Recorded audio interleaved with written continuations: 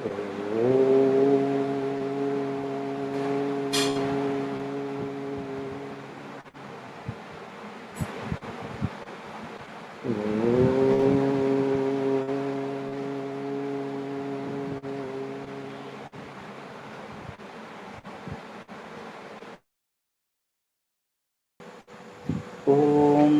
సహనావవతు సహనౌ భునక్తు సహ వీర్యం కరవావహై తేజస్వినావధీతమస్తు మా విద్విషావహై. ఓం శాంతి శాంతి శాంతి. ఓం గురుర్బ్రహ్మా గురుర్విష్ణు గురుర్దేవో మహేశ్వరః గురురేవ పరం బ్రహ్మ తస్మై శ్రీ గురవే నమః. ఓం పార్థాయ ప్రతిబోధితాం భగవతా నారాయణేన స్వయం వ్యాసేన గ్రథితాం పురాణమునినా మధ్యే మహాభారతం అద్వైతామృతవర్షిణీం భగవతీం అష్టాదశాధ్యాయినీం అంబ త్వామనుసందధామి భగవద్గీతే భవద్వేషిణీం.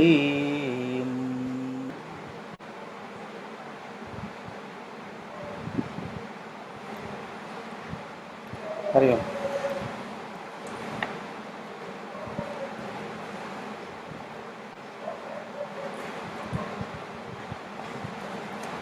అరవై 5వ శ్లోకం.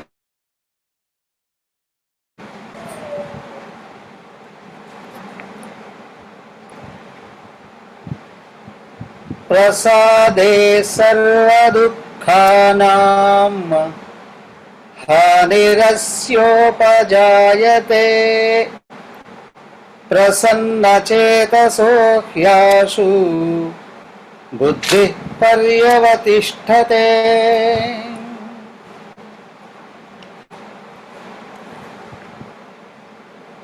సాధకుడు ఏ విధంగా పతనమవుతాడో 62, 63 శ్లోకాలలో చెప్పిన తర్వాత 64వ శ్లోకంలో మళ్ళీ ఏ విధంగా పైకి ఎదుగుతాడో చెప్పాడు. ఈ పతనం అనేటువంటిది ఒక్కొక్కరి స్థాయిలో ఒక్కొక్క రకంగా జరుగుతుంది. భవాప్యయోహి భూతానాం అంటాడు కాటకకారుడు. సాధన క్రమంగా అట్లా పైకి పైకి పైకి పైకే వెళుతూ ఉండదు, కిందికి పైకి కూడా జరుగుతూ ఉంటుంది. అయితే ఇక్కడ సాధన అంటే భగవంతుడు కావాలి అనుకున్నటువంటి వాడికి మాత్రమే ఇక్కడ సాధన జరుగుతుంది, మిగతా వాళ్ళకి జరగదని కాదు. ఎవరు జీవితంలో సుఖంగా ఉండాలి అనుకుంటున్నారో, ఎవరు ఆనందంగా ఉండాలి అనుకుంటున్నారో, ఎవరు వ్యక్తిత్వాన్ని వృద్ధి చేసుకోవాలి అనుకుంటున్నారో, ఎవరు గొప్పతనాన్ని పెంచుకోవాలి అని అనుకుంటున్నారో, వీళ్ళందరిలో కూడా లోపల వ్యక్తిత్వం వికసిస్తూ ఉంటుంది. గుణాలలో ఒకదాని నుండి ఒకదానికి, ఒకదాని నుండి ఒకదానికి పైకి పైకి వెళుతూ ఉంటుంది, కిందికి కూడా వస్తూ ఉంటుంది. పైకి వెళ్తుంది, కిందికి వస్తుంది. తెలిసినా జరుగుతుంది, తెలియకపోయినా కూడా జరుగుతూ ఉంటుంది. వ్యక్తి ఎప్పుడు తెలియని వాళ్ళ కిందే ఉంటాడని కాదు. వ్యక్తిలో వ్యక్తిత్వం పైకి వెళ్ళే కొద్దీ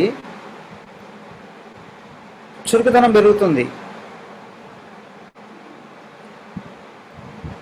ఆత్మవిశ్వాసం పెరుగుతుంది, పనిచేసే శక్తి పెరుగుతుంది,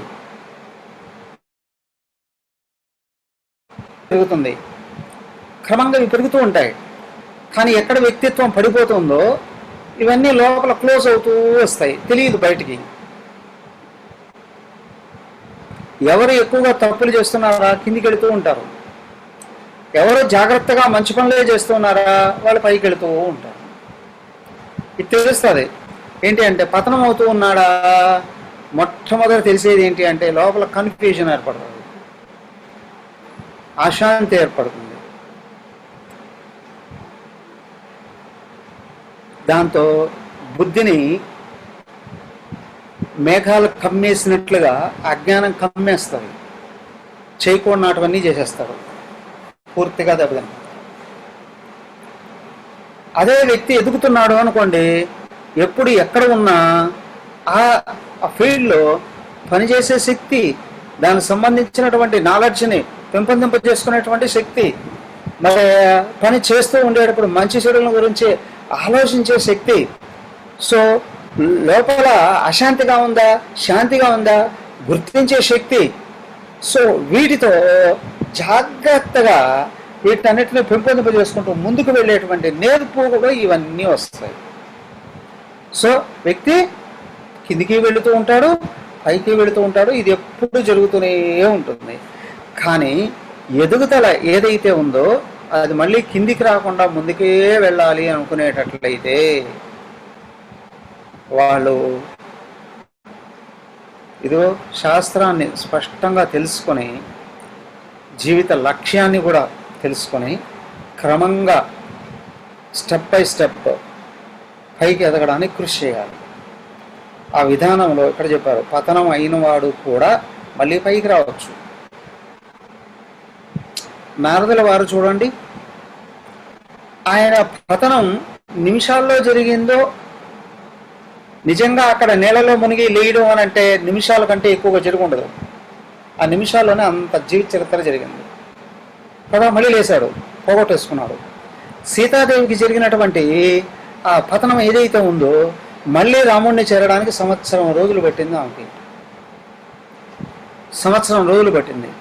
ఆమె అహల్యాదేవి ఉంది చూడండి, అహల్యాదేవి తనకు తగిలిన దెబ్బ అది మాన్పించుకొని మళ్ళీ భర్తను చేరుకోవడానికి, ఆమె యొక్క పాతివృత్యం నిలబెట్టుకోవడానికి వందల వేల సంవత్సరాలు జరిగాయండి అని అంటారు. వేల సంవత్సరాలు రాయిలాగా పడిపోయి ఉందండి అని. రాయిలాగా అన్నారు, రాయిగా కాదు. అనేక సంవత్సరాలు ఆమె తపస్సు చేసి చేసి చేసి వ్యక్తిత్వాన్ని మళ్ళీ ఏకాగ్రపరుచుకొని, శుద్ధం చేసుకొని ఏకాగ్రపరుచుకొని మళ్ళీ ఆత్మస్థితిలోకి వచ్చింది. అంతేకాదయ్యా, ప్రతి ఒక్కరి జీవితంలోనూ జరుగుతూ ఉంటుంది. ఇది ప్రతి ఒక్కరికి జరుగుతూ ఉంటుంది. ఎందుకంటే అయితే లక్ష్యం స్పష్టంగా ఉన్నప్పుడు, ఎదుగో స్థితప్రజ్ఞత్వమే లక్ష్యం అని అనుకున్నప్పుడు, ఆత్మతత్వాన్ని అందుకోవడమే లక్ష్యం అని అనుకున్నప్పుడు, నేను లోపల నిత్యం నిరంతరం ఆనందంగా ఉండడమే లక్ష్యం అని అనుకున్నప్పుడు క్రమంగా ఎప్పటికప్పుడు తెలిసే అవకాశాలు ఉంటాయి. అయితే మనసు దెబ్బతింది, కింద పడింది అని అంటే టక్కు మనం మళ్ళీ లేపుకోగలగాలి. మనసు తిరగబడితే అనేక సమయాలలో జరుగుతుంది. చేయకూడని ఆలోచన వచ్చినప్పుడు జరుగుతుంది. క్రమంగా ఏంటంటే నిమిషాల్లో టకటకటకటక కింద పడిపోతుంది, ఏమి చేతకాని స్థితి వస్తుంది. మళ్ళీ ఒక 5 నిమిషాలు గట్టిగా ప్రాణాయామం చేసి తత్వాన్ని గుర్తుంచుకున్నాడా, లేదా భగవంతుని గట్టిగా ప్రార్థించాడా, మళ్ళీ లేచి నిలబడతాడు. మనసు కింద పడుతుంది, పైకి లేస్తుంది, కింద పడుతుంది, పైకి లేస్తుంది, జరుగుతూనే ఉంటుంది. అయితే సత్వగుణం దాకా వచ్చేంత వరకు ఈ కిందికి మీద పడడం జరుగుతూనే ఉంటుంది. అయితే ఇంట్లో స్పష్టంగా మన మనసులో పడిపోకుండా నిలబెట్టుకోవాలి అని అనుకునేటట్లయితే ఇదిగో ఈ టిప్స్ చెప్పారు ఇక్కడ. రాగ ద్వేష వియుక్తైస్తూ, ప్రపంచంలో ఏ విషయాల మీద రాగము ఉండకూడదు, ద్వేషము ఉండకూడదండి అన్నారు. దేని మీద రాగం ఉంటే దాని చుట్టూ తిరుగుతూ ఉంటుంది మనస్సు. జనరల్ తిరిగి ఎక్కడో చోట పడిపోతుంది. ద్వేషంగాను ఉందా, లోపల గుణాలన్నీ మొత్తం కాలిపోతాయి, బర్స్ట్ అయిపోతాయి, మైండ్ బర్స్ట్ అయిపోతుంది. రాగం ఉంది, రాగ ద్వేష ఇవి రెండు ఉన్నాయే, ఇవే పాముకు 2 నాలుకలు ఉంటాయండి అని అన్నారు చూడండి. అలాగా ఈ రాగము ద్వేషము రెండు ఎప్పుడు కొసలు కప్పుతూ ఉంటుంది బయటికి. ఇదే రామాయణంలో మారీచ సుబాహుల్ని కొట్టాడు కదా ప్రారంభంలోనే. రాముడు ఆ సుబాహుని చంపేశాడు, మారీచుడిని కొట్టాడు. కానీ వాడు ఎక్కడో దూరంగా సముద్రంలో పడ్డాడు కానీ సావలేదు. ఈ రాగానికి చిహ్నం మారీచుడు, ద్వేషానికి చిహ్నం సుబాహుడు. వీళ్ళిద్దరూ రాగం ద్వేషం. ఇవి ఎప్పటి వరకు ఉంటాయండి అంటే, ఇవి ఉన్నంత వరకు జీవుడు ముక్తుడు కాలేడు, ఇవి ఉన్నంత వరకు శాంతి పొందలేడు. రాగ అనేక రకాలుగా ఉంటాయి దీని విభూతులు. ప్రపంచంలో ఏ చిన్న దాని మీద అధిక తాదాత్మ్యం వచ్చింది అని అనుకోండి, అక్కడ నిలబడిపోతుంది మనస్సు, అక్కడే నిలబడిపోతుంది. అయ్యా అక్కడ మళ్ళీ మేల్కొని బయటపడడానికి జన్మలు కూడా పట్టచ్చు, జన్మలు పట్టచ్చు. సో కాబట్టి ఇక్కడ ఏంటి అంటే అది స్పష్టంగా గుర్తించుకోగలగాలి. ఏంటి అని అంటే మనకు దేని మీద రాగం ఉందో అదే గుర్తొస్తూ ఉంటుంది, దాని కొరకే పని చేయడం జరుగుతుంది, దాని కొరకే జీవితాన్ని అంతటి వినియోగించడం జరుగుతుంది. స్టెప్ అక్కడి నుంచి దాటు ముందుకెళ్ళదు. నాకు రాగం లేదు అని గాను అనేటట్లయితే నీ మనసులో ఆలోచనలో ఆగిపోయి ప్రశాంతంగా ఉండగలగాలి. దెన్ నీ స్వరూపం ఆత్మ అని గుర్తు రావాలి. దేని మీద రాగం లోపల పడిద్దో ఒక మచ్చ లాంటిదే అది పడింది అంటే పరిగెత్తిపోతుంది మనసు పరిగెత్తదా అని కాదు, ఆలోచనలన్నీ దాని గురించే వస్తూ ఉంటాయి, దానికి సంబంధించినట్టువే వస్తాయి. అంటే ఒక వస్తువు గురించి వచ్చింది అనుకోండి, ఈ వస్తువుని ఎలాగా సంపాదించుకొని దాచుకొని అనుభవించాలి, ఆలోచనలు మొత్తం దాని వెంటే పెడతాయి. మరి దాని గురించి అన్వేషించడం, దాని గురించి కృషి చేయడం, దాన్ని సంపాదించుకోవడం, దాన్ని దాచుకోవడం, దాన్ని అనుభవించడం మొత్తం అయిపోతుంది. దీనికి ఎంత టైం అయినా పట్టచ్చు. అలాగే ఒక మనిషి అయినా కావచ్చు, లేదా ఒక పదవి కావచ్చు, సంపద కావచ్చు. సో మనసులో ఇది కావాలి అని అనిపిస్తే ఇక జీవితం అక్కడ ఆగిపోతుంది. అయితే ఇక్కడ ఏమన్నారు అంటే నీకు ఆత్మతత్వం కావాలి అని కానీ అనుకునేటట్లయితే ప్రపంచంలో నువ్వు ఏమైనా సాధించవచ్చు. సాధించడం అయిపోతూనే మనసు వెనక్కి వచ్చేస్తుంది, దాని గురించి ఆలోచన చేయదు.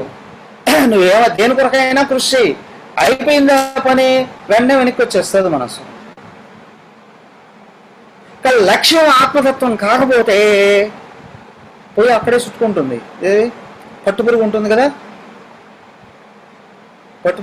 కదా, దాని వెంట చుట్టుకుంటుందండి అని ఆయన చెప్తారు చూడండి. శివాపరాధ క్షమాపణ స్తోత్రంలో, ఫర్గివ్ మీ శివ ఆ స్తోత్రంలో శంకరాచార్యులు వారు చెప్తారు, ప్రౌఢోహం యౌవనస్థో విషయ విషధరై పంచభిర్మర్మ సంధౌ దష్టో నష్టో వివేక సుతదన యువతి స్వాద సౌఖ్యే నిషణ్ణ శైవే చింతా విహీనం మమ హృదయం అహో మానగర్వాధిరూఢం క్షంతవ్యో మీ పరాద శివ శివ శివ భో శ్రీ మహాదేవ శంభో. ఎలాగా దెబ్బతింటుందండి అని, ప్రౌఢోహం యవ్వనస్తో విషధరై. ఎప్పుడైతే యవ్వనం వచ్చింది, టీనేజ్ వచ్చింది అని అనుకోండి, టీనేజ్లోంచి ఇంకా పైకి వస్తూ ఉన్నాడు, విషయాల మీద ఆకర్షణ కలిగింది అనుకోండి, ఆకర్షణ చాలు ఇక్కడ కాటు. శివేక్షుడమంలో ఏం చెప్తాడు అనంటే, ఇదేది విషసర్పం కాటు వేస్తేనే విషం ఎక్కుతుందట, కానీ విషయాలు ఉన్నాయే చూస్తే చాలట, ఇంద్రియాలతో చూసాము అంటే కాటు వేసేస్తాయట. ఏమవుతుంది అంటే దష్టో నష్టో వివేక అని అన్నాడు. అది ఎప్పుడైతే కుడతాయో, అవి ఎప్పుడైతే కాటు వేస్తాయో బుద్ధి చచ్చిపోతుందండి అని అన్నాడు. బుద్ధిలో వివేకం చచ్చిపోతుంది, దేహాత్మభావం స్థిరపడుతుంది. ఇప్పుడు దేహాన్ని సుఖపెట్టడానికే ప్రపంచం వైపు పరుగులు తీసుకుంటూ వెళ్ళిపోతుంది మనసు. ఇంకా అక్కడ ఎదుగుదల స్టాప్ అయిపోయింది. ఇక మళ్ళీ నెక్స్ట్ బర్త్ బెటర్ లక్ కావాల్సిందే, అయిపోయినట్టే ఆధ్యాత్మిక అభివృద్ధి. అంటే ఆధ్యాత్మికం అంటే ఏమీ లేదు, వ్యక్తిత్వ అభివృద్ధి పెంపొందింప చేసుకోగలగడమే, వ్యక్తిగా డెవలప్ కావడం. వ్యక్తికి నాటన్ని డెవలప్ చేసుకోవడానికి ప్రయత్నం చేస్తాడు ప్రతి ఒక్కడు. ధనము, దానము, ఇల్లు, వాహనాలు, వస్తువులు, నేమ్, ఫేమ్ ఇవన్నీ బయటే కదా, కానీ లోపల ఎదుగుదల అనేది రాగలగాలి. ఇది రావాలి అంటే బయట దేని మీద తాదాత్మ్యం రాకుండా చూసుకోగలగాలి. నా మనసు దేని గురించి ఆలోచన చేస్తుంది అని అంటే, ఓహో దాని మీద ఇష్టం ఉంది అని. దానికి ఏమన్నారు, సదా శ్రవణ మనన నిధిధ్యాసంలో నిలబెట్టగలిగేటట్లయితే నిరంతరం వ్యక్తిత్వం వికసిస్తూ ఉంటుందండి అన్నారు. ఒకవేళ శరీరం బాధ్యతలు నిర్వర్తిస్తూ ఉన్నప్పటికీ కూడా మనసు దైవాన్ని తలుసుకుంటూ ఉండగలిగేటట్లయితే అదే బుల్లెట్ ప్రూఫ్ అవుతుందండి అన్నారు. పడిపోకుండా ఉండడానికి ఇప్పుడు ద్వేషం అనేది వచ్చింది అనుకోండి, ద్వేషం ఎక్కడైతే వచ్చిందో, ఎవరి మీద ద్వేషం వచ్చిందో వాళ్ళని ఎట్లా దెబ్బ కొట్టాలి అని ప్లాన్ చేయడం మొదలు పెడుతున్నాం. మనసు అన్వేషణ చేస్తుంది, దెబ్బ తీయడానికి ఎన్ని రకాల మార్గాలు ఉన్నాయి, ఆ ఇన్ఫర్మేషన్ అంతా సేకరిస్తుంది. సో స్లోగా నువ్వు జన్మ జన్మల్లో సంపాదించి పెట్టుకో అన్నటువంటి వ్యక్తిత్వ విలువలు ఏవైతే ఉన్నాయో బర్న్ అవుతూ వస్తాయి. శాంతి వెళ్ళిపోతుంది, సద్గుణాలు వెళ్ళిపోతూనే శాంతి వెళ్ళిపోతుంది.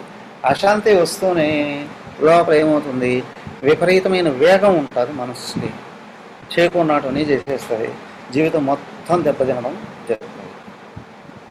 సో కాబట్టి ఇది ద్వేషం అనేది ఉంది, అతి భయంకరమైనటువంటిదండి అన్నారు. ఇది భావన ఉపనిషత్తులో ద్వేషో అంకుశ అంటారు, రాగ పాశ ద్వేష అంకుశ అంటారు. రాగం అనేది ఏదైతే ఉందో తాడు లాంటిదట, కట్టేస్తుందట, అక్కడి నుంచి ముందుకు పోనివ్వదట, నాట్ బ్యాడ్. ద్వేషం అనేది ఉంది అంకుశ అట, పొడిస్తే ఏనుగును పొడుస్తారు చూడండి, ఇనప కడ్డి, అలాగా హృదయాన్ని పొడిచేస్తుందట, లోపల సద్గుణాలన్నీ వెళ్ళిపోతాయి, ఆలోచనల్లో ఔన్నత్యం పడిపోతుంది, మానసిక శాంతి పడిపోతుంది, ఆలోచనలు విపరీతంగా వస్తాయి, అందులో కూడా అల్పమైన నీచమైన దుర్మార్గమైన ఆలోచనలన్నీ వచ్చి వ్యక్తిత్వం సంపూర్ణంగా పతనం అయిపోతుందండి ద్వేషం ఉన్నప్పుడు అన్నప్పుడు. విషయాన్ని ఇంద్రియ ఇష్టం ప్రపంచంలో తిరుగుతూ ఉండేటప్పుడు ఇలాగా జరుగుతుంది. జరగనివ్వకుండా ఆత్మవశ్యై విధేయాత్మ, మనసు ఎక్కడా తగులుకోకుండా జాగ్రత్తగా వెనక్కి తెచ్చుకోవాలండి. పల్సని బట్ట ముళ్ళ కంచెం మీద పడింది, ఏం చేయాలి? అత్యంత జాగ్రత్తగా ఒక్కొక్క ముళ్ళు కూడా తీసుకోవాల్సిందే. బాగా గమనించు, మనసు దేని గురించి ఎవరి గురించి ఏది విషయాల గురించి ఆలోచన చేస్తున్నారు, గమనించి దాని నుంచి వెనక్కి తెచ్చేసుకోవాలి, లక్ష్యం వైపు తీసుకోవాలి, ఒకటి పైకి తెచ్చుకోవాలి. ఆత్మవశ్యే విధేయాత్మ. ఇప్పుడు విధేయాత్మ అంటే లోపల అంతరాత్మ ఉంది కదా, అంతరాత్మని అనుసరిస్తూ ఉండదు. అంతరాత్మను అనుసరించడం ఏంటి అంటే బుద్ధిలో నేను ఆత్మ అని గుర్తుంచుకోవడం కొరకు శ్రవణ మనన నిధిధ్యాసన ఇవి వదలకుండా పట్టుకోగలగాలి. బ్రహ్మతత్వం గురించి వింటూ ఉండాలి, బ్రహ్మతత్వాన్ని మననం చేస్తూ ఉండాలి, మననం చేస్తూ ఉన్నది ధ్యానం చేస్తూ ఉండగలగాలి. ఇలాగా ఉంటూ ఉన్నప్పుడు బుద్ధి ఆత్మను, నేను దేహం కాదు ఆత్మను గుర్తుంచుకుంటూ ఉంటుంది. ప్రసాదం అది గచ్చది. ఇలాగా ఆత్మను నేను అనే విషయం గుర్తొచ్చే కొద్దీ ఆలోచనలన్నీ వాటంతా అవివిధట అయిపోతాయి, మనసు ప్రశాంతత ఉంటుంది. దీన్ని పోకుండా ఉంచుకోగలం. నీలో ప్రశాంతత స్థాయి పెరిగే కొద్దీ నువ్వు ఆత్మగా మారుతున్నావు. నీలో ప్రశాంతత పడిపోయే కొద్దీ అనాత్మలో పడిపోతున్నావు, అనాత్మలకు జారిపోతున్నావు. ఇదే గుడ్డి గుర్తు. ఇది గుడ్డి గుర్తు ఏం కాదు, చాలా జాగ్రత్తగా పెట్టుకుంటేనే తెలిసేది. సో ఇలాంటప్పుడు మనసు ప్రశాంతత వహించేది అనుకోండి, అప్పుడు ఏం కలుగుతుంది? ప్రసాదే మనసు ప్రశాంత వహించింది అంటే సర్వదుఃఖానం, అన్ని రకాల దుఃఖాలకు హాని, అన్ని దుఃఖాలు వెళ్ళిపోతాయి, కొట్టివేయబడతాయి, దుఃఖాలన్నీ కొట్టివేయబడతాయి. మనసులో కలిగే ఒత్తిడిలే దుఃఖాలు, వాటి స్థాయి పెరిగింది అంటే దేహానికి రోగాలుగా పరిణామం చెందుతాయి.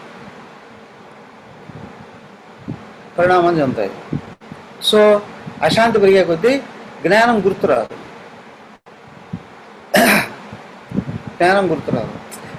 చూడండి, స్టూడెంట్ బాగా చదివి ఉన్నప్పటికీ కూడా పరీక్షలకు వెళ్ళినప్పుడు గుర్తురాదు. కారణం ఏంటంటే లోపల ఒత్తిడి వస్తుంది. కర్మఫల ఆపేక్ష అని అన్నారు, రాస్తానో రాయలేనో, గుర్తుంటుందో ఉండదో. ఈ అలజడి ఏదైతే ఉందో మెమరీని కప్పేస్తుంది, తెలియనివ్వదు. సో ఈ అలజడి ఎక్కడైతే తగ్గుతూ ఉందో, అశాంతి తగ్గుతూ ఉందో, తను తనకు గుర్తొస్తూ ఉన్నాడో, తనకు తెలిసిన జ్ఞానాన్ని ఎప్పుడు ఎక్కడ వినియోగించుకోవడానికైనా సరే రెడీగా ఉంటుంది అంతఃకరణం. సో ప్రసాదే సర్వదుఃఖానాం హానిః ఉపాధ్యాయతే. ఓ అన్ని రకాల దుఃఖాల నుండి బయటపడిపోతుంది, స్థిరపడుతుంది మనస్సు, హాయిగా ఉంటుంది. దాని గురించి ఇంకా మళ్ళీ దేని గురించి ఆలోచించాల్సిన అవసరం లేదు. 10th ఫస్ట్ ర్యాంక్లో పాస్ అయ్యాడు అనుకోండి, జీవితంలో ఇంకెప్పుడు 10th గురించి ఆలోచన చేయాల్సిన అవసరం ఉండదు. అలాగే మనిషి అశాంతిని తరించేశాడు అని అనుకోండి, ప్రపంచంలో దేని గురించి ఆలోచన చేయాల్సిన అవసరం ఉండదు. దేని గురించి ఆలోచన చేయాల్సిన అవసరం ఉండదు.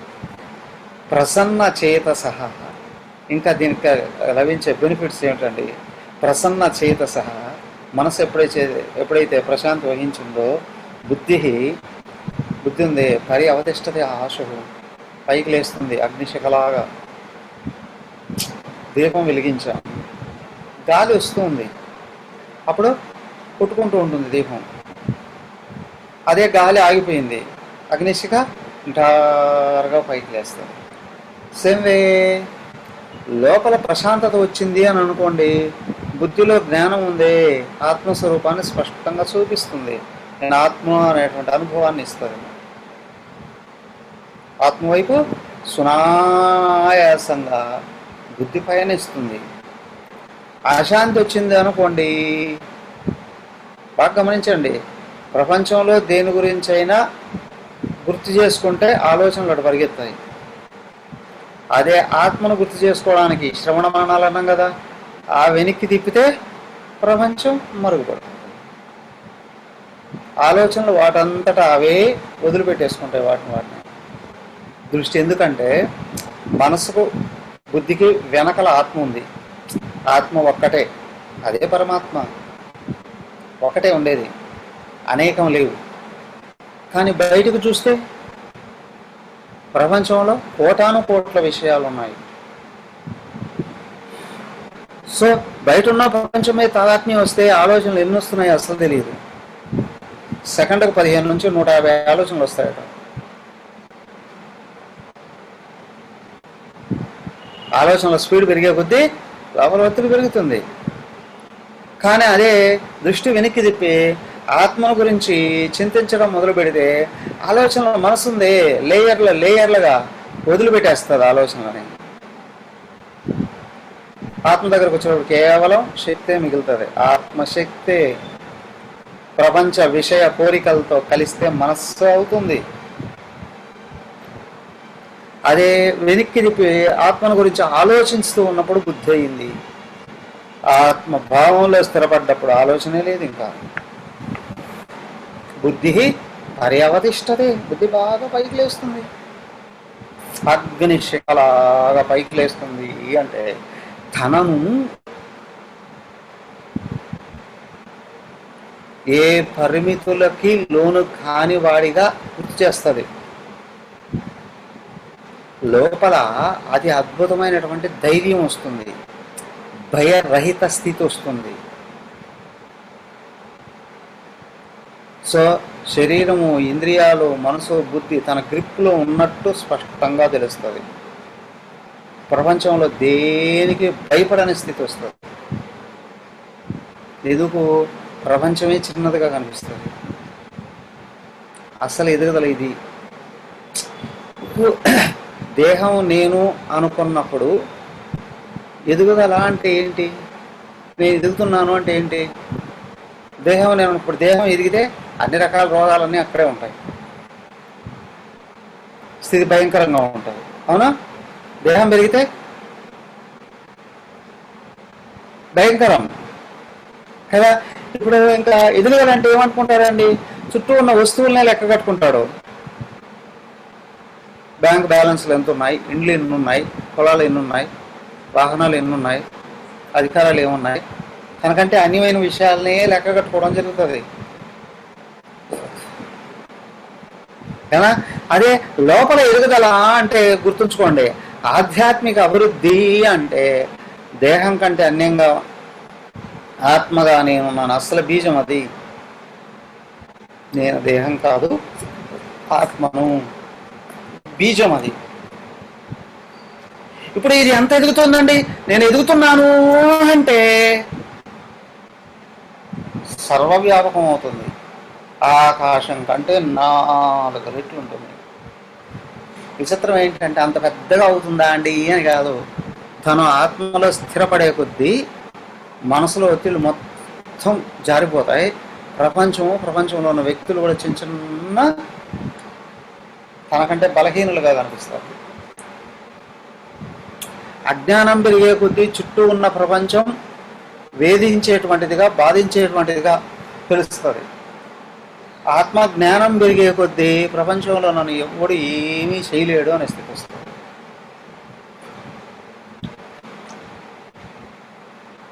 ఎవడు ఏం చేయలేడు. ఎందుకు?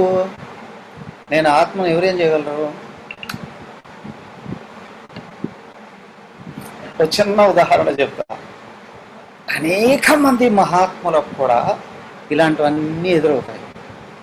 ఎవరో మలయాళ స్వాముల వారు, ఆయన తిరుమలలో ఉన్నప్పుడు అదేది వెంగమాంబ గుహలు ఆ ఏరియాలో తపస్సు చేస్తున్నాం. తుంబురు కోన అంటారు. అక్కడ నుండి తపస్సు చేస్తూ ఉండేవారట.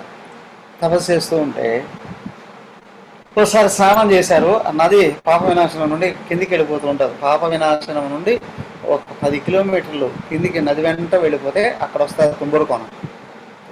అక్కడ స్నానం చేసి ఇటు తిరిగాడట. పులి ఎదురుగా నిలబడుకోందట. పెద్ద పులి, భయంకరమైన అడవులు. ఇప్పుడే అడవులు అవి, అప్పట్లో ఇంకా ఎంత భయంకరంగా ఉండవు. పెద్ద పులి చూస్తూ ఉందట. దాని వైపు ఈయన చూసాడా, అది దీని వైపు చూస్తుందట.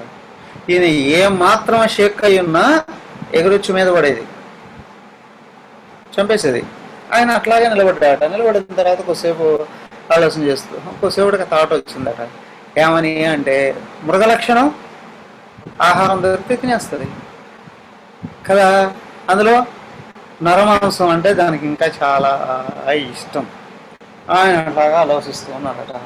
ఆలోచిస్తూ ఆయన అనుకున్నాడట, ఈ దేహానికి ఈ ప్రపంచంలో చేయాల్సింది ఏమైనా ఉంటే దీన్ని వదిలేసి అది వెళ్ళిపోతుంది, లేదా ఈ దేహానికి ప్రారంభం తీరిపోతే హాయిగా వచ్చి తినేసి వెళ్ళిపోతుంది.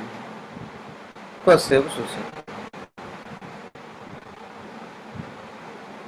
కామ్గా ఉన్నాడు. ఆ మనసులో ఏ థాట్ లేదు. అది కూడా కొద్దిసేపు అట్లా చూసిందట. ఒక గర్జన వేసి అక్కడి నుంచి అట్లాగే స్వామి రామ అని హిమాలయ యోగి, ఆయన ద్వారకా పీఠాధిపతిగా కూడా ఉన్నాడు 10 రోజులు. స్వామి రామ అని, ద్వారకా పీఠాధిపతిగా కూడా.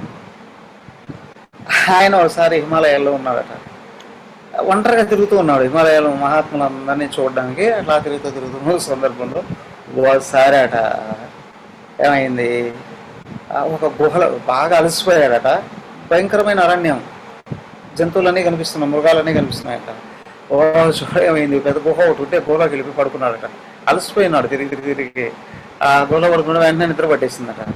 2-3 గంటలు నిద్రపోయాడు. నిద్రపోయి అలా మెలకు వస్తూ ఉంటే జస్ట్ అట్లా మేల్కున్నాడు. మేల్కుంటూనే పక్కన ఏదో గీక్తూ ఉన్నట్టు కనిపిస్తూ ఉంటుంది. ఏదో పిల్లలు గీరుతూ ఉన్నట్టు కనిపిస్తుంది అట్లా. ఏంటా అని చూస్తే 2-3 పులి పిల్లలు ఉన్నాయట. పులి పిల్లలు అది గీక్కున్నాయి. చిన్నపిల్లలు కదా, పిల్లలుగా ఉంటాయి చిన్నపిల్లలు. అప్పుడు వాటి కొరికి తినడం ఏం చేత కాదు కదా అప్పటిదాకా. ఆయన ఆలోచన చేశాడు. వాటిని చూశాడు. వాటి చూస్తే ముద్దుగా ఉన్నాయి. టక్కమని గుర్తొచ్చిందంట. ఏంటంటే పులి పిల్లలు ఉన్నాయి, తల్లి ఉన్నట్లయ్యా. పులి పిల్లలు ఉన్నాయి అంటే ఆ పరిసరాలలో వాటి తల్లి ఉంది. అవునా? పరిగెత్తి వెళ్ళిపోదాం అనుకోండి. చూసేటప్పటికి ఆయన ద్వారం దగ్గరికి లోపల నుంచి బయటకు వచ్చాడట. ద్వారం దగ్గరికి వచ్చేటప్పటికే ద్వారానికి ఎదురుగా అది కూర్చోందట. పులి కూర్చోంది ఎదురుగా, ఈయన ఇటు కూర్చున్నాడు. అది ఈయన వైపు చూస్తుంది.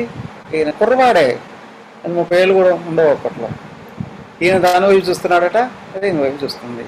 విచిత్రం ఏంటి తెలుసా, స్వతహాగా జంతువులు వేటిల్లోనూ ఆలోచనలు వాటంతటా అవి రావట.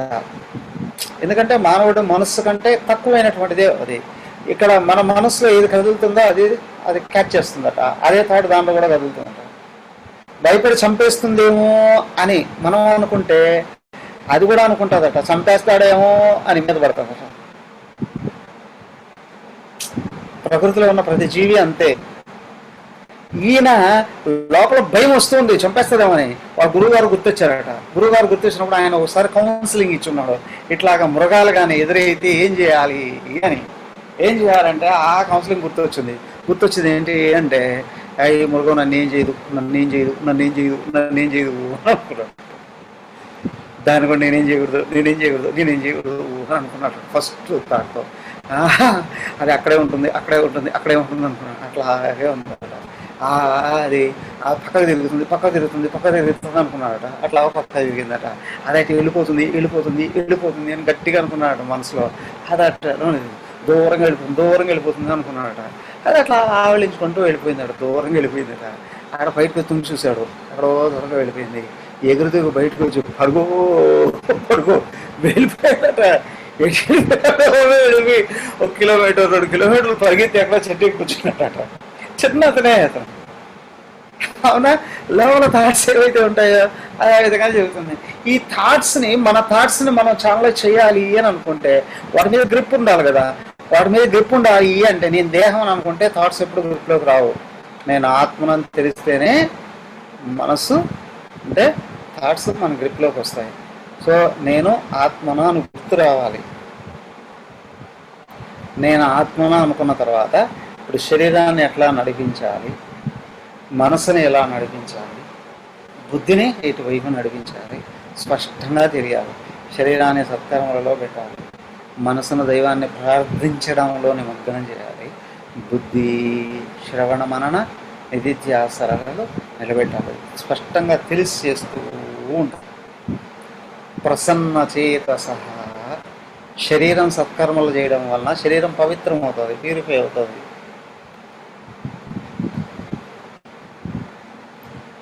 వాక్కు భగవంతుడిని ప్రార్థించడం వలన శుద్ధి అవుతుంది. మనసు భగవంతుడిని స్మరించడం వలన శుద్ధి అవుతుంది, నిగ్రహానికి వస్తుంది. బుద్ధి ఆత్మ జ్ఞానాన్ని పెంపొందింపజేసుకుంటూ ఉంటే బుద్ధి ఆత్మగా మార్చుకుంటూ వస్తుంది. బుద్ధి పర్యవతిష్టరే. బుద్ధిలో థాట్ నేను ఆత్మను అనేటువంటిది కలుగుతుంది. ఇది ఎదిగే విధానం. క్రమంగా అంటే నువ్వు ఎదుగుతున్నావా లేదా అని అనుకుంటే దానికే అని అంటారు. రోజుకు ఒక్కొక్క సెకండ్ అయినా ఆత్మ స్పృహ పెంచుకోగలిగితే అత్యంత తొందరగా ఆత్మను అందుకుంటావు. ఈరోజు 1 సెకండ్ నేను ఆత్మను అనే స్థితిలో నిలబడ్డాను. Thoughtlessness state. నేను ఆత్మను అనుకోవడం, సోహం అనుకోవడం కాదు. ఆ జపమే ఆత్మభావం కాదు. నేను ఆత్మను అనుకుంటే మనం సుఖశాంతి పొందాలి. 1 సెకండ్, రేపు 2 సెకండ్లు, ఎల్లుండి 3 సెకండ్లు, ఇలాగా వెళితే 12 ఏళ్లలో ముక్తులు అవుతారట. అలా కాదండి, ఈరోజు 1 సెకండ్ అనుకున్నాను, రేపు 2 సెకండ్లు అనుకున్నాను, ఎల్లుండి 4 సెకండ్లు అనుకున్నాను, ఆ మరుసటి రోజు 8 సెకండ్లు అనుకున్నాను. ఇలాగ డబల్ చేసుకోగలిగితే విత్-ఇన్ 2 ఇయర్స్లోనే జీవన్ముక్తులు అవుతారు. గురుదేవులు సాధించారు. అలాగే ఆయన అధ్యయనము, తపస్సు, ధ్యానం, జీవన్ముక్తుడు కావడం విత్-ఇన్ 2 ఇయర్స్లో అయిపోయింది. గురుదేవులకి 2 సంవత్సరాలే పట్టింది. ఆ తిరిగి వచ్చి ఆయన కోర్సు పెట్టినప్పుడు కూడా 2 సంవత్సరాలే అని, 2 సంవత్సరాలు చాలు కోర్సు అని అన్న. ఆచరిస్తే ఎదుగుతామండి క్రమంగా. ఇట్లా కాకుండా జీవితం అంతా కన్ఫ్యూజన్కి గురి చేసుకున్నావు అనుకో, మొత్తం దెబ్బతినిపోతావు. ఎలాగా? 66 చూడండి. నాస్తి బుద్ధిరయుక్తస్య నచాయుక్తస్య భావనా నచ భావయత శాంతిః అశాంతస్య కుతః సుఖం. పతనం అయ్యే విధానం ఇక్కడ చెప్పారు. మళ్ళీ అయుక్తస్య బుద్ధి నాస్తి. యుక్తుడు కాని వాడికి బుద్ధి నిలబడదు. బుద్ధి నిలబడదు అంటే ఇప్పుడు అర్థం చేసుకోవాలి ఏంటి అంటే, నేను ఆత్మ అనే భావం బుద్ధిలో నిలబడదు అని. ఎవరికి? అయుక్తస్య, యుక్తి లేని వాడని కాదు. యుక్తత్వం శరీరము చేసే పని, నోరు మాట్లాడే మాట, మనసు ఆలోచించే ఆలోచన, ఇవన్నీ బుద్ధిలో ఉన్న లక్ష్యానికి కట్టుబడాలి. ఇది యుక్తత్వం. తెలుసుకునేది ఒకటి, కోరుకునేది ఇంకొకటి, మాట్లాడేది ఇంకొకటి, చేసేది ఇంకొకటి అయితే వీడిని అల్పుడండి అని అంటారు. ఏం తెలుసుకుంటున్నావో అదే కోరుకోవడం, ఏది కోరుకుంటున్నావో అదే మాట్లాడడం, ఏది మాట్లాడుతున్నావో దాని కొరకే కృషి చేయడం ఎక్కడైతే జరుగుతుందో ఇది యుక్తత్వం. అప్పుడు బుద్ధిలో ఆత్మ అనే భావం అత్యంత తొందరగా నిలబడతాడు. అయుక్తస్య భావననా, యుక్తుడు కాని వాడికి ఆత్మ అనే ఆలోచన కూడా నిలబడదట. ఆత్మస్థితి ఏంటి? ఇంకా ఇలాగే యుక్తుడైన వాడికి ఆత్మస్థితి లభిస్తుంది. యుక్తుడు కాని వాడికి ఆత్మభావం కూడా రాదు. అభావయత శాంతిహీన, ఆత్మభావం లేని వాడికి, ఉత్తమ భావం లేని వాడికి శాంతిహీన, శాంతి కూడా లేదు. అశాంతస్య కుతః సుఖం. అశాంతిలో ఉన్నవాడికి సుఖం ఎక్కడి నుంచి వస్తుందయ్యా? అశాంతిలో ఉన్నప్పుడు సుఖం రాదు. సో కాబట్టి ఏంటి, మళ్ళీ దీన్ని వెనక నుండి చూడండి. మనసు శాంతిస్తే ఉత్తమ భావాలు వస్తాయి. ఉత్తమ భావాలు ఉన్నప్పుడు బుద్ధిలో ఆత్మ స్థితి, ఆత్మభావం వస్తుంది. ఆత్మభావంలోకి వచ్చిన తర్వాత ఆత్మస్థితిలోకి నిలబడవచ్చు. మిగతావన్నిటిని కట్టడి చేసి ధ్యానంలో నిలబడవచ్చు. కిందికి రావడం, పై నుంచి చూస్తే మొదటి నుంచి కిందికి, వెనక నుండి చూస్తే పైకి ఎక్కడం, రెండు దీంట్లో ఉన్నాయి. ఎలా అండి దీన్ని సాధించేది? రేపు చూద్దాం. హరిగా. ఓం సర్వే భవంతు సుఖినః, సర్వే సంతు నిరామయాః, సర్వే భద్రాణి పశ్యంతు, మా కశ్చిద్ దుఃఖభాగ్ భవేత్. ఓం శాంతి శాంతి శాంతి. హరి ఓం. శ్రీ గురుభ్యో నమః. హరి ఓం.